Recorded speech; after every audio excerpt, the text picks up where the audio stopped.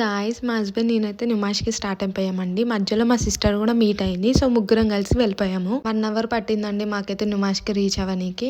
So final గా అయితే reach అయిపోయాము. 6 అవుతుంది టైం వచ్చేసి. సో మనమైతే ఆన్లైన్ లో కూడా మనం బుక్ చేసుకోవచ్చు టికెట్.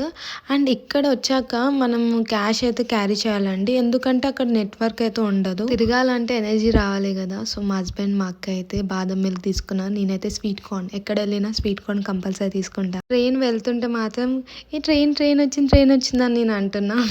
అదేంటో కదా, అందరు అంతే. నేను ఏం పర్చేజ్ చేసినా సరే బయట దొరకదు అనేది మాత్రమైతే నేను తీసుకుంటానండి. సో మీరు కూడా అంతేనా? నాకైతే ఈ గేమ్స్ అయితే చాలా భయం అండి. జెయింట్ వీల్ ఎక్కుదాం అన్నారు మా హస్బెండ్. నేనైతే అస్సలు ఎక్కను, నువ్వు వెళ్తే వెళ్ళు అని అనేసాను. సో అతను కూడా వెళ్ళలేరు.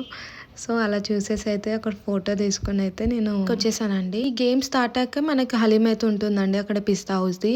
నేనైతే హలీం తిననీకైతే నుమాష్కి వచ్చానండి. మరి మీరు? సడన్ గా అయితే తింటుంటే మా కజిన్ వాళ్ళు కనిపించారండి. ఎంత మంచిగా అనిపిస్తుంది. ఒక ఫోటో అయితే తీసేసుకున్నాము. బ్యాక్గ్రౌండ్ అయితే చాలా బాగుంది కదా. సో అందుకే ఫోటో అయితే దిగేశాను. దాని తర్వాత కొన్ని క్లిప్స్ అవన్నీ అయితే తీసుకున్నానండి.